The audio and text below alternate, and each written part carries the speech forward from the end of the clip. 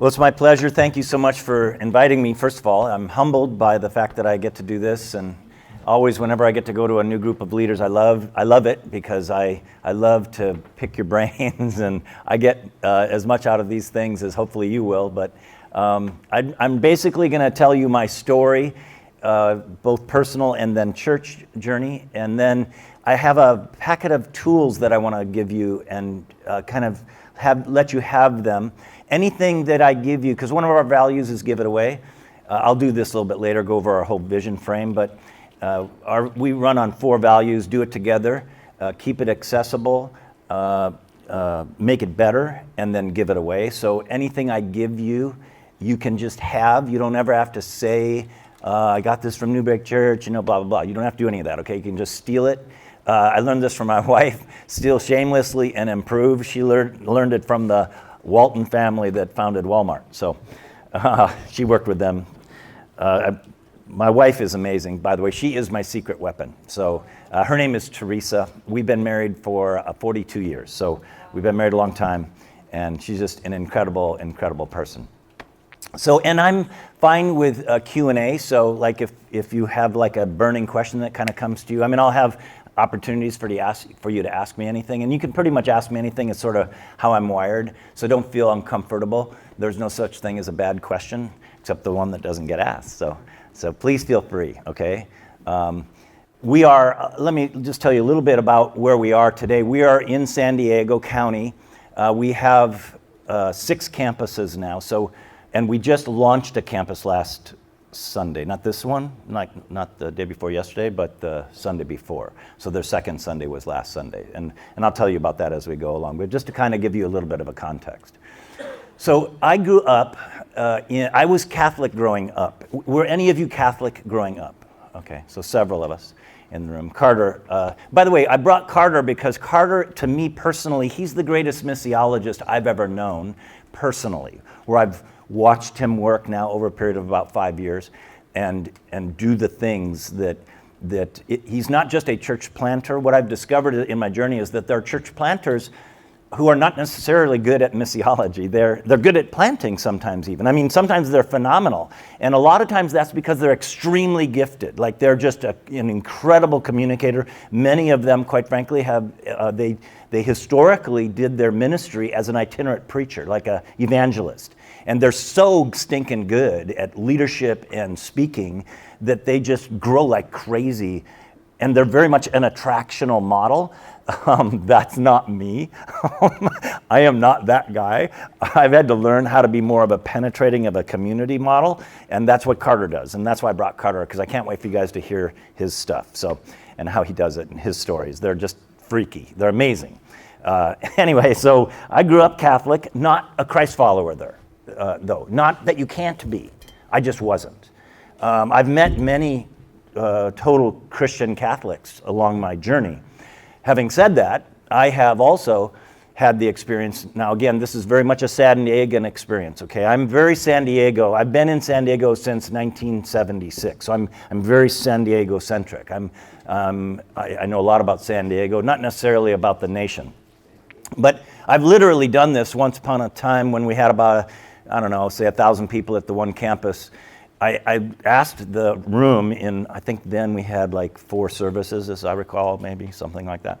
And I asked the room, how many of you grew up Catholic? And in our context, because we reach a lot of Catholic people, and I had about 1/3 of the room raise their hand. And I asked the room, I said, how many of you growing up Catholic, like you got it, you understood it, you began your relationship with Jesus as you understand it today, and that's your journey, that's your story. Like you became a total Christ follower.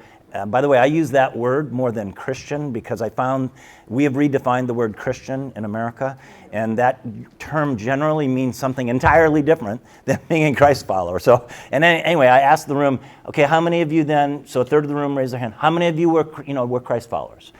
And in the first service, nobody raised their hand. In the second service, nobody raised their hand. In the third service, I think 2 people raised their hand. So that is very much, in San Diego at least, a common experience in all of my Catholic circles.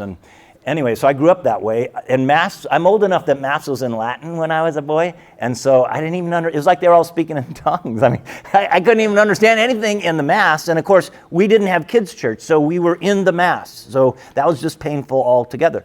And then I'm left-handed. And, you know, in educational psychology at the time, if you were left-handed, they believed you would grow up stupid, which in my case may be arguably true, but whatever. But they would smack my left hand with these rulers to make me be right-handed, and so it didn't work very well with me and the nuns. And I never made the cut. Carter, you were an altar boy, right? Yeah, I never made that cut. So we quit going when I was very young. I was the rebel in my family. We had 4 kids. We're Irish Catholic, you know, Quinn, right? So Michael, Kathy, Colleen, Patrick. Anyway, so we left the church en masse. And later on in my life, I discovered nobody in my family was actually a Christ follower either. They were just like me.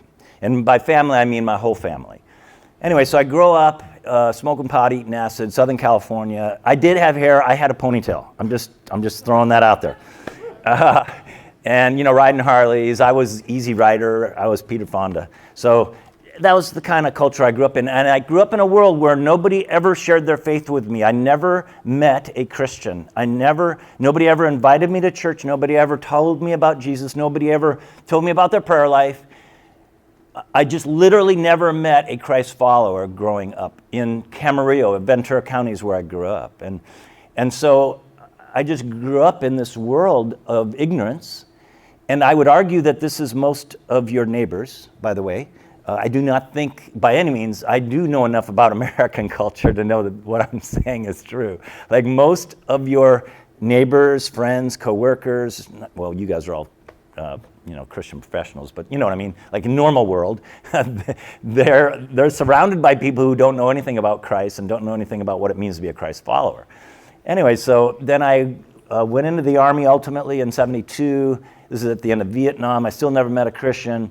I go to Northern Cal for boot camp, didn't meet a Christian. Go to West Point, New York, didn't meet a Christian. Again, nobody ever invited me to church. And here's the most salient point, perhaps, for you guys. I never saw any church do anything for its community, ever. Not one time. And this I am now describing full on the average church in America. Because most, you know, why is the average church in America under 100? There are a lot of reasons that is the case, but one of the key reasons is because they don't know how to do what mostly Carter will talk with us about today. And that's why I'm super stoked that he's here and tell this part of the story. So anyway, I go to Okinawa. On my way to Okinawa, I had a daughter by a woman I'd lived with. That kind of spun me out. And when I go to Okinawa, I was there for 3 or 4 months, and I just started really being bothered by kind of who I was and what I was going to do. And it was that time that I met Christians. And they were horrible at sharing their faith. I told the guys at breakfast that I made them share their God story with me. They were pathetic. They couldn't share their faith if they had to. I had to drag it out of them. And then I went to their church. That was a Baptist church. And it was super, like nobody ever got saved in this church. And so I go in, and I smoked in those days.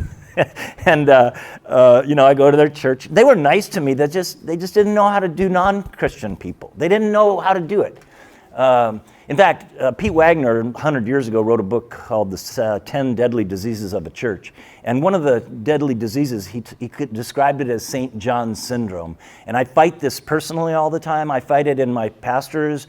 And it's where you become so Christianized and that you have lost the ability to speak any longer to those who don't speak and live Christianese. He called it St. John's syndrome.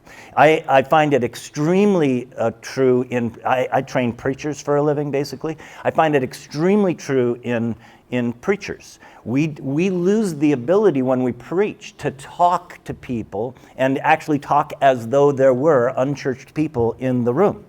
In fact, Carter and I were just talking this morning about my new church campus pastor who he's stuck a little bit in this regard. So anyway, so I go to this Baptist church, I get saved, so now I'm Catholic Baptist. When I got out of the Army, okay, so I feel called into the ministry at this time because of Ed, this pastor in this little Baptist church. And so I get out of the Army in 1975, I then go through a whole experience trying to find a church. And I literally prayed, because I didn't know anybody in Camarillo who was a Christian. Remember? So I get saved in Okinawa. I don't know anybody in Camarillo who is a Christian. So I'm all by myself. And so I just, all by myself, after some months of basically being crashed and burned, I just give my heart back to the Lord. I say, okay, Lord, I'm not going to smoke pot anymore. I'm not going to sleep around anymore. So you have to help me find a church. And it has to be a church with nice people. It has to be a church where where there must be people like me somewhere in church. And so literally, it was like a miracle, because he found me this church in Ventura. It was called People's Church. Bill Severn, he's now dead, but Bill Severn was the pastor, and that's where I got baptized in the Spirit. And so I went there, and so now I'm Catholic, Baptist, independent charismatic. I meet and marry Teresa. We met in February of '76 in college. We married that June. This is descriptive, not prescriptive. I met a couple of you young guys. This is totally descriptive. I am not in any way prescribing this. She had gotten saved. She began her relationship with the Lord through a whole story. She grew up totally unchurched also. 7 children. Her dad had committed suicide a year before I met her, but just before he committed suicide, he took her to church, believe it or not, and he took her to church on the way. So Jack was her pastor. And she went to that church for a year before beginning her relationship with Jesus. That's very important for you to always remember that. She went for a year. In Newbreak, we say you can belong before you believe, okay? So anyway, so Teresa went there for a year, and she finally gives her life to Christ. I met her 3 days later. And so we met at the beginning of a semester and got married at the end. And we were, just madly in love, both kind of radical and crazy. We both got involved in Campus Crusade, so now I'm crew. I did the I Found It campaign at Moore Park College. Teresa and I worked the table, and it was just a whole method of evangelism. And by virtue of my story, I always had this thing in me to lead people to Jesus. And so I went through a whole kind of journey with regard to it. In my undergrad, in fact, I worked my way through college building fences, and I'm in Ventura County at the time, and this is 1976, okay? In Southern California, we have a phenomenon called the Santa Ana winds. The Santa Ana winds are very, very dry, largely easterly wind that blows east to west. Our normal flow is onshore, and when it blows offshore, A, it's good for surf, but B, I'm a surfer, but B, it's hot and dry. And I was building fences in a cul-de-sac, and building a fence with wrought iron panel in a wood fence. And the way you do it is you cut the wrought iron panel with a carborundum blade, and then you have to wear a mask when you do it. And when I was wearing this mask, I cut the panel, and then I threw my mask down on the ground, and then I went to set the panel in the opening of the wood frame that I had built. And about me to this table, you guys right there, I threw the helmet down, and the patch of fire had started right there. And the patch of fire was about as big as this table already. So it's in a minute and a half. And the Santa Anas are blowing. They're blowing at about 40 miles an hour, 50 miles an hour at that time. And this fire just became huge. It's a whole story in and of itself, but it became huge and ultimately burned for 8 days. It was covered on the national news. The next day on my job site, I had to go back to my job site. The chief of fire for Ventura County was there. The chief of fire for LA County was there. The chief of police was there. The national news was there, and the local news was there. And I had to totally confess to them what I did. I didn't do it on purpose, of course, but it was a huge deal. It burned all the way from, so I was in Newbury Park, it burned around Newbury Park, it burned around Thousand Oaks, it burned around Westlake, it burned all the way to the valley, and then it went over the mountain and it burned to Malibu. There were 3 different names for this fire. One was the Ventura County fire, but then it grew into LA County fire, so then it was the Ventura County, LA County fire, then it grew to Malibu, so then they started calling it the Malibu fire. It burned for 8 days and became a kind of seminal event in my life and in Teresa's life, in our God story. And it's sort of, I know it sounds a little weird, but it's sort of like became this sort of illustration of how I see church planting and how I see the gospel. In fact, I want to read a passage of scripture for you. This is out of the Message translation, and it's from Acts 13. And they're in Pisidian Antioch, which is up in Turkey area, basically. And this is Paul, in his early missionary journeys, and he's trying to build the church, right? He's a church planter, like many of us are. He's a church planter trying to plant churches, right? And so he goes into this area, and he preaches this first Sabbath, and they kind of are into him. They are listening, and God's doing a work inside of them. But then the whole town shows up the next Sabbath, and so he starts doing his, and the religious leaders become super threatened, because what's happening is this, at this point, this sort of cult of Judaism from their worldview is taking hold, and they're concerned, right? And so anyway, it says this, but Paul and Barnabas didn't back down. Standing their ground, they said, this is, by the way, in verses 46 and following. Standing their ground, they said, it was required that God's word be spoken first of all to you, the Jews. But seeing that you want no part of it, you've made it quite clear that you have no taste or inclination for eternal life. The door is open to all the outsiders, and we're on our way through it, following orders, doing what God commanded when he said, and then he quotes Isaiah 49, he says this, I've set you up as a light to all nations. And this is us, right? A light to all nations. Now, you have to understand in this context, of course, he means like literally all nations like us, right? Like, in the world. What are there, about 68 million Assembly of God people now, I think it is, in the world, right? But I want you to think of it in your context, like where you are. Because the world is coming to us, right? I don't know how it is changing. I know it's changing in Portland proper. I'm not sure how it is in your outlying areas. But San Diego County has shifted dramatically over the past 40 years, for sure. We are now, in my East County campus, we have the second largest gathering of Syrian refugees in America.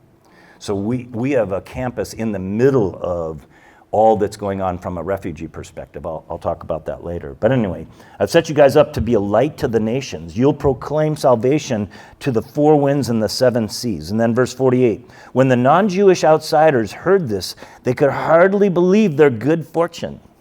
That was like me. All who were marked out for real life put their trust in God. They honored God's word by receiving that life. And this message of salvation spread like wildfire all through the region. And that's kind of how it was for me. Like in my early days, becoming a Christ follower in one of the greatest revivals we've ever seen as a nation, which was the Jesus People movement. And we saw this huge shift in the church from kind of, static old school churches that didn't know how to reach lost people. There was this whole birthing of churches that happened. And I was very much caught up in this kind of experience myself. And so ultimately, Teresa and I come to San Diego on our honeymoon, and then I intuitively knew that I would be, well, first of all, you got to understand from a Catholic worldview, how many of you have like Catholics in your church, former Catholics in your ministries? Okay, all of you do. All right, so from a Catholic worldview, you have to understand something. Protestantism is very, very confusing to us. We don't get why there's so many different kinds of you and why you don't get along. Like why are you mad at each other? And why do you compete with each other? What is wrong with all of you? We don't get it. I didn't even understand it, quite frankly, until I took church history. But I'm just saying, intuitively, Teresa and I knew that we would do better with young people. We were young at the time, and we would do better with unchurched people because we were unchurched. We didn't even use that language in those days, but that's just how we saw it. So we decided to come to we went to San Diego on our honeymoon, and we got a feel for it. And we're kind of quick reads of communities, so we got a feel for it, and we decided that's where we're going to go to live and build a ministry. We didn't understand what that meant yet, but we went to San Diego and just got jobs and got in school. My undergraduate degree is from Point Loma Nazarene University, so now I'm Catholic, Baptist, Independent Charismatic, Cru, Nazarene, and I land in a little Assembly of God church. So I'm now Assembly of God, right? And then along my journey, I went to a Presbyterian graduate school and a Baptist graduate school. So I'm a mutt. I'm the dog at the pound. I'm the rescue animal, okay? So, and Newbreak is very, like our Newbreak culture is very much this way. We're very kind of prone toward this way, I guess you would say. And in my early days, I was in this church in Ocean Beach, just a guy in the church, and I just began doing ministry. I began kind of like a church planter without understanding it. I was in a little tiny church of about 30 people, and I began doing kids ministry because there was nobody doing kids ministry. So I started doing kids ministry, and then I realized, I needed to replace myself in that class because somebody needed to organize it. So I replaced myself in the class and began to organize it, and I began to build teams. Then the worship pastor had a moral failure. I could sing. So I said to my pastor, I could sing, I could lead worship. So I began leading worship, and then I built like 4 bands. And I didn't play, but I found people who could play, and I organized it like that. And I was good at building teams. And we began doing outreaches. We began doing, all kinds of community outreaches in OB. And we did this for a while. We were there from 76 to 86. I was on staff from 80 to 86. And then in 86, the church then was about 320 people, and we felt called to go to a little tiny group of 13 people. And that was the beginning of what is Newbreak today. And we just began working with that group, trying to do community outreach. Have any of you ever heard of Evangelism Explosion? Okay, I'm an old EE guy, so I was trained at People's Church in Fresno, very famous church in SoCal, and I used to do EE, and EE worked incredibly from a church planter's vantage point. I think it still is a helpful personal discipleship tool, but it quit working as a system of outreach back in the 80s. Until about 85, you could knock on a guest's door that had visited your church on a Tuesday night unannounced, and it was fine. I led hundreds of people to Jesus doing that. They visited the church. We go visit them on Tuesdays. I had 3 levels of evangelism explosion. I had the basic training, I had the apologetics, and I had the discipleship. But in about 85, it quit working. In about 85, something happened in our culture. If you knocked on my door unannounced, about 1985, I was already mad at you if I was inside that house. And it just fundamentally quit working. And so I was struggling, trying to find methods that work. We were a church, Newbreak, from 1986 to 2000 was less than 200 people. So we were under the 200 bearer for 14 years. We moved to about 10 different locations, trying to kind of grapple with and figure out how to be missionally engaged in the community. And then like a whole bunch of things happened. In some of these years, I was involved in the Decade of the Harvest. Do any of you know what that is? The Decade of the Harvest? It was a church planting endeavor that we had a long time ago. What was this decade? 90s, yeah. So the whole time now I'm under 200, but I'm still trying to help plant churches. And we planted a whole bunch of churches in SoCal Network. Unfortunately, we did not have the infrastructure that we have today with Church Multiplication Network, and the way we are, our culture has shifted very differently. This didn't exist in those days, like what you're doing right now. This meeting didn't exist in those days. So we had a lot of, plants that we planted that didn't last. They didn't make it. And it was basically because of a lack of structure, a lack of infrastructure, a lack of support, and a lack of people like you caring for each other in networks. This is before the pack idea came, which I'm a big Packer. I'm a Packer fan. That works.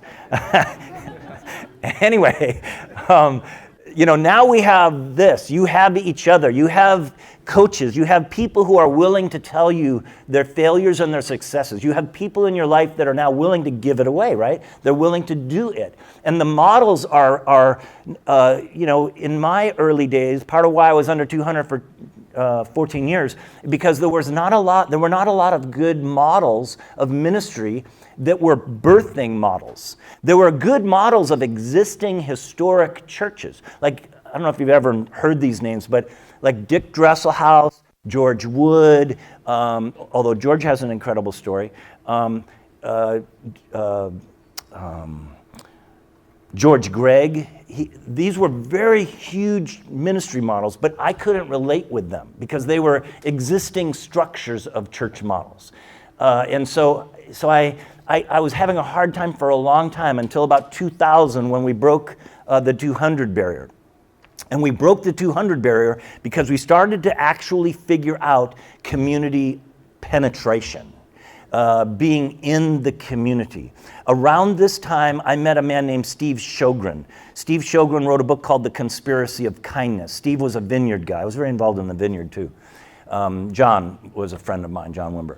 So I was very involved in the vineyard movement. I used to go to all of John's stuff, big fan of John's until he kind of went a little bit weird, if I could put it. John, I think the vineyard, for example, is struggling big time now because around this time period, John married this Kansas City prophet group. And as a result of that, it was the bell curve of the vineyard movement. So it's kind of a historic perspective toward the vineyard movement. They're struggling today with regard to identity and how to do it. But Steve Sjogren had figured it out. And he wrote this book called Conspiracy of Kindness. And I had him come to my church and speak and teach us how to do it. And we just began doing kind of silly things, giving water bottles out on sports league campuses and just starting to do, we used to give Krispy Kreme donuts away and when they first came to me with that idea, I'm like, nobody's going to take a Krispy Kreme donut from you on a corner. And they go, Pastor Mike, trust me, they totally will. Krispy Kreme donuts is like Coke to Coke addicts, you know. And I'm like, okay. And so we began doing that, and it worked like crazy, and just basically kind of giving stuff away. And then we broke the 200 barrier, and then kind of we went on, and we got to be about 800, and I was struggling because my belief is, again, going back to the wildfire idea, my goal, like when Chris and Steve Pike at CMN came up, I think it was Chris actually that ultimately came up with the idea that now, the whole movement of the Assemblies of God is picking this up of putting a church in every neighborhood, having a healthy church in every single neighborhood in America. That's kind of our mantra now in CMN and Church Multiplication Network. That's sort of how I'm wired.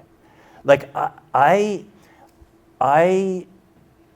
like big boxes, like huge boxes. I just spoke at a guy's church that had 3,500 seats in the room, but he inherited it. He would never build it today. In fact, Craig Rochelle says and Larry Osborne is my mentor. I'm in a small group with Larry every 6 weeks. They believe that the optimal size of a sanctuary is 600 to 800, maybe 500 to 800 at max. And it's kind of my way of doing it, because I want to put a church in every community. I want to plant a church in every community, and we just sort of intuitively got this when we were doing this, and like in 2000, and then by 2000 and I don't know, say 8 or something like that, we planted our first campus. We planted it north of us, and I think I was starting to meet Mark Batterson at that point, and I started kind of stealing his idea of the theater idea. And so we planted our first campus in a theater, and then we planted another one. A church had died, and so we planted a campus into there. And we actually had to close it, remodel it. In fact, one of you guys is doing this right now. It's the church in Albany. Yeah. Tell me your name again. Mark. Yeah, you're doing this right now, where you got a facility and it was basically dead in terms of the people in it, and so you closed it and then remodeled it, and then you're launching into it. And you launch really soon, right? When? October 28th. And so we started doing that. Like this one church came to us, and it was in Santee, and they were like 12 people, and so they didn't know what to do. One of the greatest challenges in small churches, of course, is how to find a pastor who's going to come there and basically starve, right? I mean, that's the deal. Like, you're going to die there unless God does a miracle. It's very unusual, right? Very hard. And so what we did, now this is in the early day of PACs, okay? So we were designing PACs back in those days, which is parent-affiliated churches, if you don't know what that is. In SoCal, and I believe Lee told me the same thing up here, Bill, like we in SoCal, we won't plant a church unless it's a PAC. Now, we have a lot of MOUs. We call them MOUs, Memorandums of Understanding in SoCal. So it's all variations of PAC churches. So I developed those with Ron Gravel and Gordon and everybody. We developed them to protect the integrity and the decision-making process of PACs and how to do it. So we have it basically from like so super loosey-goosey PAC, like I'm just going to coach you and help you, and there is no, not accountability, but there's a little bit of accountability, but not a lot, all the way to the way Newbreak tends to do it is, no, you're totally our campus. Like, we are one budget, one vision frame, one staff, one church, multiple locations. That's how we do it. So then we just began doing that, and then we gathered, then another church was dying in East County. That's now our Newbreak East County campus. Eric, who's our pastor out there, wonderful guy, but just had no one to support him. And he definitely was square peg, round hole, especially in our tradition in the Assemblies of God. Eric, you know, he has sleeves up his arms, he has plugs, he has a goatee down to here. He's tall, he's bald. He doesn't fit the stereotype, if I can put it. And so he just had experienced a lot of, I don't know what to call it other than rejection and whatever. And his church he was dying. He had about 40 people left, but he was on his way out. And so Rich, I believe it was either my current superintendent or Ray Rachel's, my prior one, called me up and asked me if I would adopt him. And so then we did, and we adopted him. And then I had another friend in PB that he was, you know, going along with me and doing ministry. We were best friends, we were surfing buddies, we were accountability partners, but he just saw what was going on, and he said to me, hey, do you think you could adopt me? Can I be a part of this?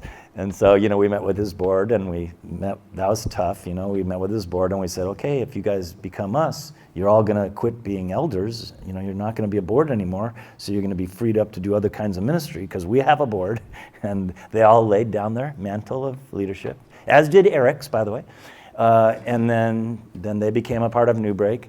And then, okay, remember the church in OB that I was there from 76 to 86? Okay, so when I left, it was about 320 people. But over time, the church had died. It got to be about, I don't know, 15 people or something like that. And I went to a funeral there. And I'd been praying for that church forever, because I'm an Obetian, I love OB. And I went to this funeral, and I was in this funeral, and it was super sad, because there was hardly anybody there. And I talked to the current pastor, and he, you know, kind of got honest with me, and he said, yes, things deader than a doornail, I don't know what to do. And I had tried to help him before, but anyway, so I left that funeral, and I prayed to the Lord. I said, Lord, you really need to give me that church, because it's dead, and it's sad, and it's not right. It's a wonderful community, totally lost. OB is one of the most lost places you would ever go to in your whole life. I mean, it's so fun though. It's like crazy. Like, they have a street fair every Wednesday. If you walked through the street fair, you'd almost get a contact high walking through the street. I don't know if you know what contact high is. But like there's so much pot just being smoked outside in the market that you just walk through it and you're like, you know, it's just funny. And it's just this awesome place. Anyway, so I asked the Lord, would you give it to me? Literally the next week, the guy resigned. And they called me and asked me if I would take it. And I said, yeah, I'll take it. Now have any of you ever seen the movie called The Money Pit? Yeah. Okay, that was the Money Pit. That church almost killed us. Because we had no idea when we got into the remodel what we'd have to do. And yes, church planting costs money, okay? But it's worth it, okay? It's worth it. So we had to spend about $1.5 million on that thing. And the sanctuary only, Carter, how many is the sanctuary seat? Like 200. Yeah, max. Yeah. That's sardines. 180. 180, yeah. So it didn't really make sense on an ROI, you know, from a business perspective, but we just felt called to do it. I'm sure part of it was because I, you know, kind of cut my spiritual teeth there. But then we got that campus and remodeled it. It took 2 years too, because the coastal commission is painful. I don't know if you guys have that up here. Like, if you're building something in the beach area, it's really complicated and expensive. Anyway, so we did it, And then we had to get a pastor for it. And so, I didn't have the person inside. We try to do inside up rather than outside in, but I didn't have the guy inside. And so we went on a national search for a long, long time. And then I'm very, when I say do it together, I mean it. Like, I'm very collaborative by nature. It's part of my disc. It's how I'm wired. I'm an ID, so I'm wired to be people relational. Anyway, so they came to me with this idea of this guy Carter, who's here, and they said, we got this guy, and we think he's going to be the best campus pastor ever for that community. And I'm looking at his resume. I'm like, he's from Chicago. How could a guy from Chicago move to OB and grow a ministry? That's stupid. What are you guys thinking? What's in that coffee cup? But sure enough, they convinced me, and then I met Carter and Jen, and of course we prayed a lot about it, but we brought Carter out, and it's just been phenomenal. What Carter has done and Jen, his wife, has done, and really what God's done through them is just remarkable, and I'll let him tell you that whole story. And then recently, okay, I'm just going to tell you this last one, and I want to read something for you. This last story of planting. Okay, so a week ago, Sunday, we planted a church in a neighborhood called Hillcrest. Hillcrest is an awesome community, really, really remarkable. But it is the center of the gay community of San Diego. Now, I've lived through the whole conversion of culture in in California. Okay, so I've literally lived through the culture shift.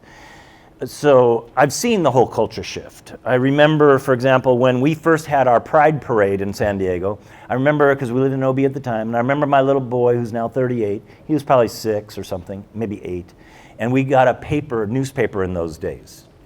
It's like you'd get a bunch of paper delivered to your home. Anyway, Michael came in to the living room with the paper, and he was probably 8, and he goes, Dad, did the mayor of our city march in the gay parade? And it was such a unique ethical time in our city and certainly in my family and in the church, and how we deal with the whole gay issue, and how do we love gay people, how do we care for them, how do we minister to them, how do we bring them in, and so forth.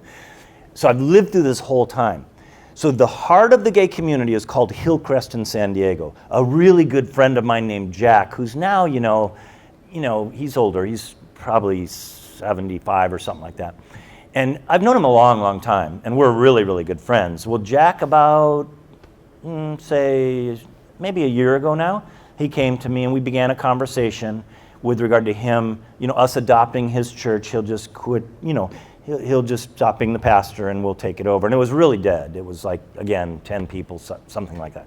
So we've spent about the last year remodeling it. We've made it a part of our Kingdom Builders giving and everything, and we launched it last week. Now, I want to read for you an email from the president of the town council of Hillcrest, okay? This is like his email to me. So, hi there. I understand you'll soon be opening in Hillcrest on the corner of Normal Street at Milk Harvey Street. I'm not joking. That is where this church is. Some of you don't know the history of America, but whatever. I see you're a product of our public education system. Anyway, Harvey Milk Street, steps from the community's large LGBT pride flag. It's literally 75 feet from the flag. Okay? Now, he didn't even know that there was an AG church there for the last 50 years. Get it? Why? Why would he not know that there was an AG church? Now, he's the president of the town council. Why would he not know that there is an AG church at the corner of Normal and Harvey Milk Street? Well, you know why. Now, Jack was trying. We helped him do all kinds of stuff, but he didn't have enough people. He didn't have enough support, whatever. It was, again, an example of a church, and there are millions of these churches across America where no community awareness is there is no, I mean, they may know there's a church building there, but they've never seen that church do anything of any seismic value in their community. This is the prophetic word to us. We have to flip this script, ladies and gentlemen. We have been sending the wrong marketing message forever, and it's not the gospel. It's the club. It has nothing to do with the gospel. It has everything to do with the club. We call it church. They call it church. But they see no relevance, no relevance. And he obviously doesn't. And he's the president of the town council, for crying out loud. Anyway, I just wanted to know, for the sake of my neighbors and friends, of course, who may have spiritual values and be looking for a new church, what your stance on the LGBT community is. I understand you are affiliated with the Assemblies of God, which believes LGBT is a sin. And if your church aligns with those beliefs, why would you open a church in San Diego's LGBT neighborhood? This is like a literal email from this guy. You know how politically wrong this is? And this would be, in a normal world, flip it around. Right. Flip it around. You would be sued for every penny you ever thought you'd earn. Okay, anyway. I'm not criticizing or condemning, but I am genuinely curious. As the chair of the Hillcrest Town Council, I can say that Hillcrest has always had a policy of welcoming and including everyone. Really? Everyone, by the way, is in caps. Unlike most other parts of our town, even those who disagree with the LGBT community are welcome in Hillcrest, as long as they are respectful. So there's his trigger, right? There's his ace. He just played his ace. As long as they're respectful. Well, if there's anything, ladies and gentlemen, that you and I need to be toward the gay community, it is respectful. And we have totally trashed that PR issue, by the way. It's another whole thing. We have so ostracized and so sent the wrong message. I mean, they believe without a doubt, certainly Assemblies of God, but I mean the church, that we're haters. We hate them. We can't stand them. We don't love them. We don't certainly ever demonstrate anything that we do for them, that's loving. Anyway, he says, I really hope for at least a response, as I have many folks sharing concerns about your move into Hillcrest, and I'd like to either be able to quell their concerns or open up a civil dialogue with you if needed. Either way, welcome to Hillcrest. San Diego's most fabulous neighborhood. So it's just wonderful. Now, again, I'll give us a break here in a minute. So our new guy, Isaac, so I'm in a small group with Larry Osborne. This guy named Russ in my small group. So I shared in my small group, hey, I'm doing this. You guys need to pray for me. So Russ grabs me at the break and he goes, hey, Mike, my cousin, who's gay, is the head of the LGBTQ Community Center, which is the most powerful entity in Hillcrest. My cousin already knows about you because I've told him about you because Russ has done consulting work with me.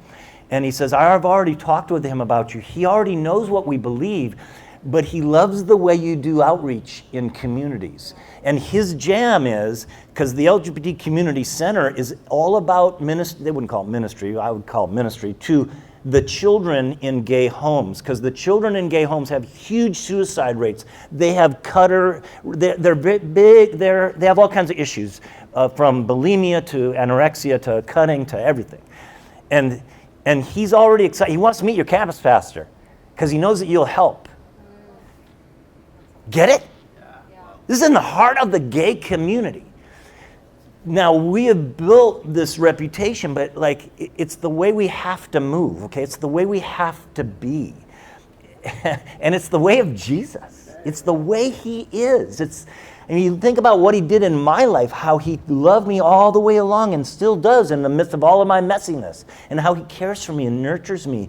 And, will the perfect person please stand up, right? I mean, so we're all messy, so we just have to figure out how to love messy people, basically, and how to involve them and engage them, and how to help them to belong, because everybody really wants to belong to a loving community. And everyone also, by the way, wants to do philanthropic endeavor. The people, millennials particularly, they love to do stuff in the world that has significance. We are the answer. We just have to kind of get our act together, okay? Okay, so we're going to take a break now for 10 minutes.